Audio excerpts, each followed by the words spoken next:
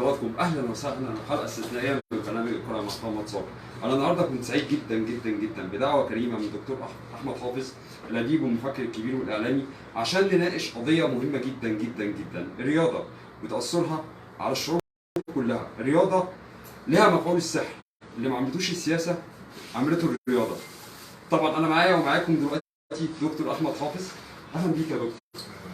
واهلا بالبرنامج مع الاعلامي محمد صابر. ربنا يخليك.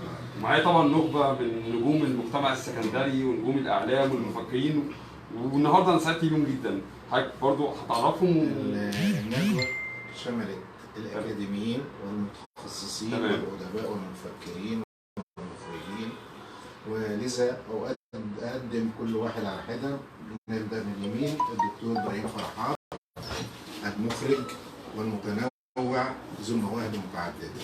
اتفضل. اهلا بيك يا دكتور. اهلا وسهلا. رايح حضرتك في الايفنت النهارده؟ لا انا سعدت جدا، وبعدين فريق السعاده دايما جديد، يعني الافكار بتاع الدكتور احمد بتبقى فيها زخم وبتبقى غير متوقعه، مش تقليديه يعني احنا عايزين كده. وبعدين احنا اغلب ندواتنا بنعرض المشاكل بلا حلول، لكن هنا في فريق السعاده احنا بنعرض الحلول. طبعا. فدي حاجه جميله جدا، سعدت بوجودي، وان شاء الله في تقدم وازدهار دايما ان شاء الله. شكرا. مع الكاتب والرياضي محمد النضار. اهلا بيك يا كابتن محمد. راي حضرتك النهارده ايه في الموضوع الشيق اللي كنا بنتكلم عنه النهارده؟ طبعا موضوع جميل جدا، خصوصا ان تاثير الرياضه على الشعوب موضوع مهم ويمكن نادرا جدا نتكلم فيه. الرياضه مش بس ممارسه او قطاع بطوله او كده، لا ده هو ليه تاثير جامد جدا في تنميه العلاقات بين المجتمع وبين الشعوب باكملها. لازم الاجيال القادمه تبقى عندها وعي رياضي، او الوعي بكافه انواعه، ولازم ان هي تتخذ من نماذج الرياضيه الناجحه القديمه كقدوه ليها، وننشر الوعي بكافه انواعه، لان خصوصا الاخلاق الرياضيه، لان احنا طبعا مفتقدينها جدا. وبصراحه كان يوم جميل جدا، وشكرا لحضرتك. الدكتوره امل واكاديميه وهتقول رايها في الرياضه بس ما تضغطش عليها. دكتور امل، راي حضرتك او شرفتينا.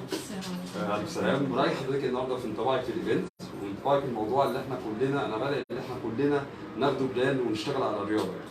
والله انا كنت مبسوطه جدا بموضوع الندوه، لان فعلا انا مهتمه جدا يعني بتفعيل موضوع الرياضه ده، لان هو بيحد فعلا من التوتر، بيحد من امراض الاكتئاب، ودي الحاجات اللي احنا بنعاصرها في شغلنا، اللي هو انا كشغل كاخصائي نفسي واسري وعلاقات زوجيه وتعديل سلوك، يعني كل مجال من ده حضرتك بتبص ليه تلاقي ان اول طريقه بتبدا تعالج بيها هي الرياضه، لان هي فعلا يعني عايزه اقول لك ان ماده الاندروفين اللي هي ماده السعاده اللي بنكتبها في مضادات الاكتئاب هي بتفرزها الرياضه، فابسط شيء ان احنا نفعل موضوع الرياضه في كل بيوتنا في كل الاسره والمجتمع، واتمنى يعني ان شاء الله ان احنا نعمل ندوات كتير عن الرياضه. بالتالي يا دكتور الحاجه الوحيده اللي ما ينفعش فيها فلوس ببلاش، يعني احنا ممكن الصبح نعمل تمرينات رياضيه. عندك حق. حاجه ثانيه ممكن نمشي نص ساعه كل يوم، ده اعتقد دكاتره القلب في العالم كله بيقولوا لا تقم القلب، يعني بتظبط الجسم.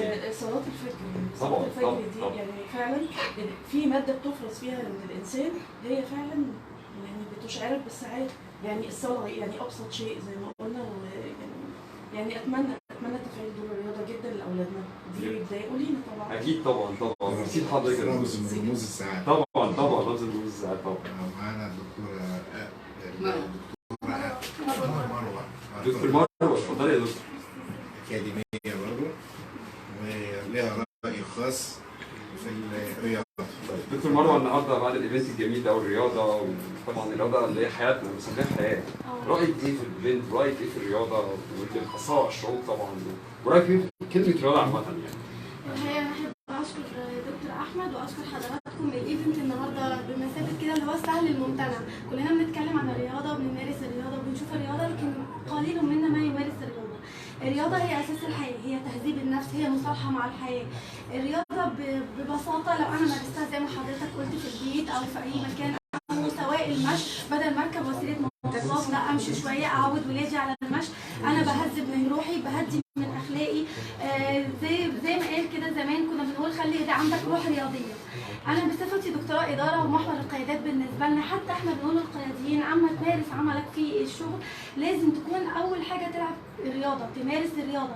اساس اختيار القيادات حاليا هو الرياضه، يمكن ده مهتميه بيه الدوله ولاحظناه. علشان نعمل تنميه شامله مستدامه لكل الشعب او كل الاسره لازم نهتم بموضوع الرياضه وممارستها.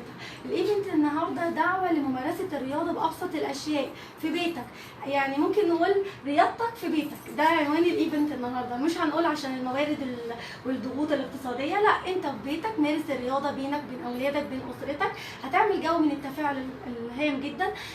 الرياضه اساس الحياه، تهذيب للنفس، مصالحه مع الحياه ورضا. واشكر جدا دكتور احمد على هذه الدعوه الكريمه. ميرسي. معنا الكاتب والرياضي احمد فاروق. اهلا بيك، نقول الكاتب والرياضي استاذ احمد، شرفتنا طبعا. رايح حضرتك في ايفنت وموضوع الرياضه، الموضوع جميل جدا اللي احنا كلنا مستمتعين بيه، وانا مصمم ان الرياضه حياه واسلوب حياه وما بقتش زي زمان في حلاوه. احنا النهارده الرياضه تكنولوجيا وسيستم واليه، ولازم يكون عندنا بلان للرياضه نشتغل عليه. اتفضل يا فندم. هو لقاء مثمر النهارده، وبقى طبعا اولا بشكر الدكتور احمد حافظ وبشكر حضرتك على اللقاء الجميل. لا يا فندم بشكر. المهم العنوان كان تاثير الرياضه على الشعوب. تاثير الرياضه على الشعوب تاثير مهم جدا، لان الرياضه فعلا يعني من ضمن الادوات الاكثر، الادوات التي تساعد على توحيد الشعوب. اولا هنتكلم على الاشخاص، وبعدين على الشعوب، وقلنا المجتمع سواء كان المجتمع المحلي العربي الافريقي العالمي، كمان بتحث على الانتماء. الرياضه بتدعو الى الانتماء وليس للعصبيه. بنتمي وليس للعصبيه، لان الرياضه بعيده جدا عن العصبيه. الرياضه اخلاق في الاول وفي الاخر، والرياضه فيها زي ما قلنا فائز وفيها ايه؟ مغلوب. واللي انا اتمناه ان من الاعلام او من الرياضه او المستشارين ان هم ينظروا للرياضه مستقبليا على انها هتساعدهم على ممارسه عملهم في مختلف المجالات بطريقه سلسه وسهله. فالانسان اللي بيمارس الرياضه انسان سوي، انسان متحضر، انسان عاقل، وفي الاخر هتقول ان الايه؟ العقل السليم في الجسم السليم. واشكركم. شكرا يا فندم. شكرا. مع الكاتب الصحفي محمد خضر اللي شرفنا النهارده. وجهه نظر اخرى برضه. نسمع استاذ محمد وجهه نظرك. والله انا مش اليوم الجميل. هو انا بشكر الدكتور احمد على حسن التنسيق، لان الدوره جمعت كل شيء ممكن تعرفه عن الرياضه. يعني في الدكتوره امل مسؤوله عن الناحيه النفسيه، الدكتوره مروه عن الناحيه الاداريه، انا انقد وشاكس في الموضوع، الاستاذ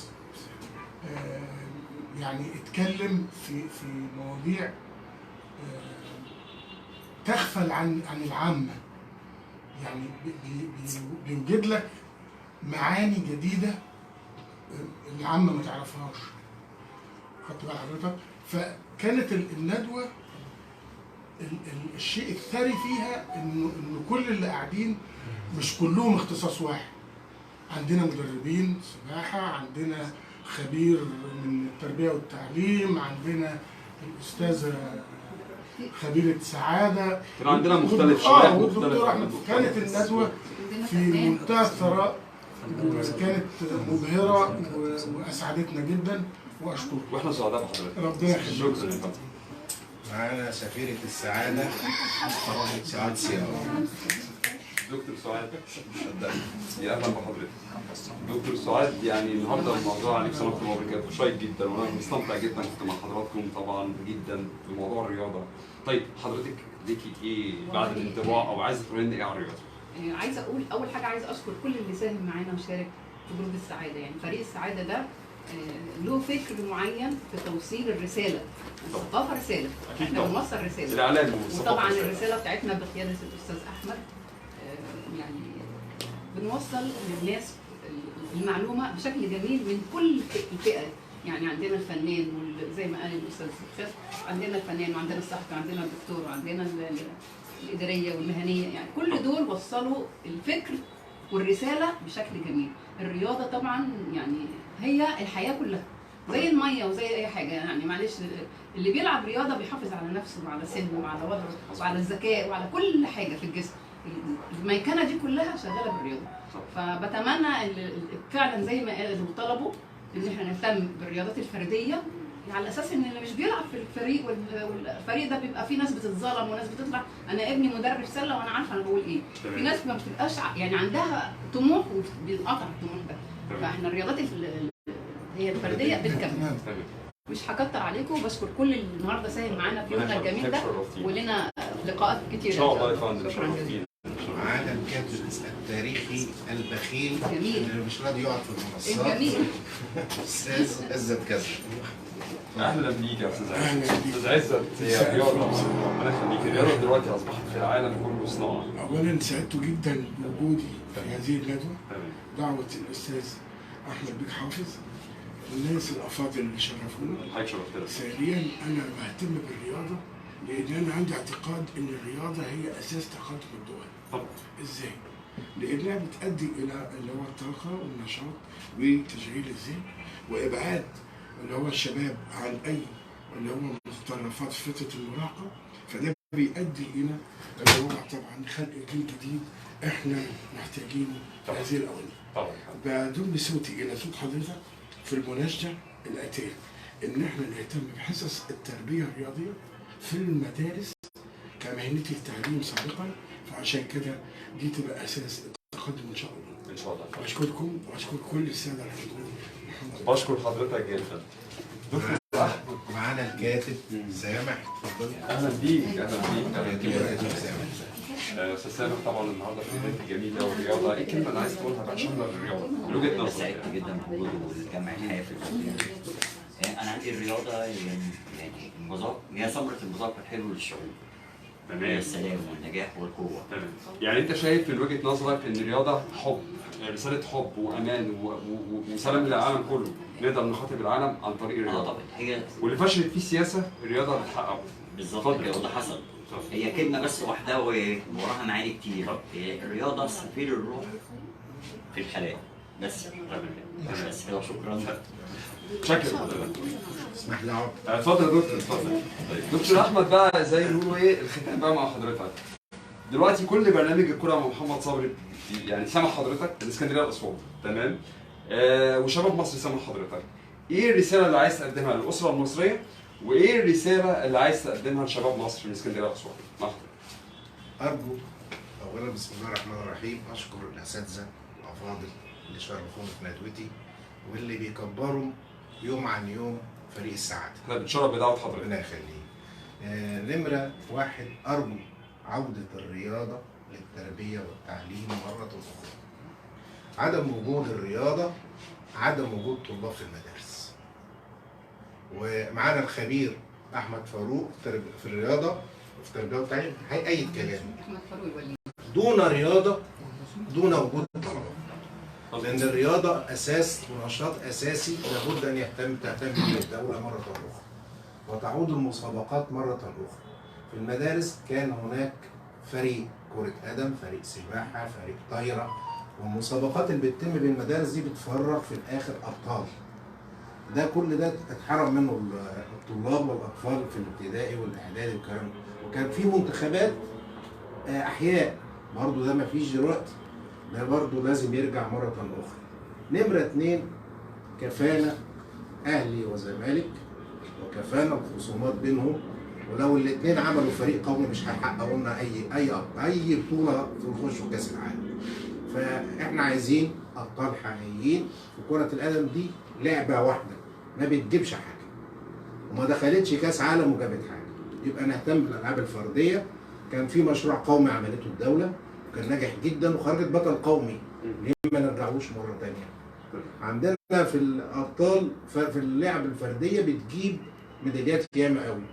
امريكا وروسيا سبب نجاحهم في الرياضه ان امريكا وروسيا بتهتم بالالعاب الفرديه. السباحه لوحدها بيحققوا 50 ميداليه، 70 ميداليه، 80 ميداليه. في الالعاب القوه ميداليات كتيره جدا، احنا ما بنحققش حاجه. فكل الميزانيه تروح للعبه واحده وفي الاخر نفشل فيها. فارجو ان احنا يعني نركن كره القدم شويه. وليا راي في كره القدم زي ما انجلترا عامله، يبقى محافظات، فريق كل محافظه تعمل فريق واحد، وما يبقاش الاهلي والزمالك. خلي الاهلي والزمالك في بعيد شويه عن نعمله دوري بعيد عن الاهلي والزمالك، هنلاقي منتخب هايل ورائع. لان في مدربين مظلومين بالنسبه للاهلي والزمالك، في لعيبه مظلومين جدا في الانديه، ودول لو شفناهم عملوا دوري بين المحافظات وكل محافظه يبقى اسم الفريق باسمها، يبقى فريق اسكندريه زي انجلترا، كل الاسماء اللي احنا بنسمعها دي باسم المحافظه. احنا نعمل كده ويبقى بدل ما في اسكندريه فيها 4 فرق، لا يبقى فريق اسكندريه. القناه نفس الحكايه، بدل ما فريق السويس وفريق كذا وفريق السويس. هنلاقي في منافسه شريفه ويعود الرياضه الى عهدها السابق. اللعبه الثانيه اللي مش واخده حقها السباحه الطويله اللي ماتت وكنا ابطال عالم. تمام. في لعبه ثانيه كنا ابطال عالم وحدثت حادثه مؤلمه مات فيها ابطال العالم في السلاح. وكانت مصر ابطال عالم. ومن يوم ما باتوا دول في الطياره واللعبه ماتت. واعتقد ان مصر اللي 110 مليون بها آلاف مؤلفة من المتفوقين. وعودة إلى مدرسة المتفوقين الرياضيين مرة أخرى، بدل ما نعمله متفوقين بس في العلم نعمله متفوقين رياضيين، هتطلع نماذج هائلة. ليه ما نرجعلهاش مرة تانية؟ من مدرسة المتفوقين اتخرج فاروق جعفر، اتخرج الخطيب، دي مدرسة المتفوقين. طبعا نجوم مصر. يبقى نرجع لمدرسة المتفوقين مرة أخرى، ومش لازم في كرة القدم، يبقى هتخرج من كل الأجيال في كل الألعاب. تمام يا دكتور، تمام. في حاجة تانية عايز تضيفها يا فندم؟ شوف أنت عايز لا كده تمام، بس رسالة للأسرة المصرية لازم يكون سبورت عشان الأسرة المصرية للأسف ومنهم أسرتي تمام كلهم مهتمين بإيه؟ بالمدارس كرة القدم. تمام. ما اعتقدش يعني مصر خلاص خلصت كل حاجه طبعا. وبعدين العيال في دماغهم كل الاجيال اللي طالعه كره القدم يعني هتعمل ملايين، كلهم بقى محمد صلاح.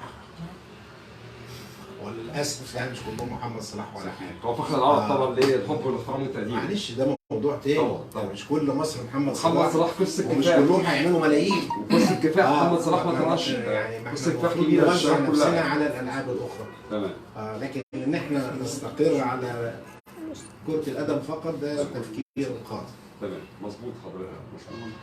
طبعا بشكر حضرتك جدا على اليوم الجميل ده، بشكر حضرتك ان انا كنت مدعو وكنت في الايفنت ده وكنت على المنصه مع حضرتك، وكنت سعيد جدا بالنجوم اللي انا اتشرفت بيها النهارده اللي شرفتني في برنامج الكوره مع محمد صابر.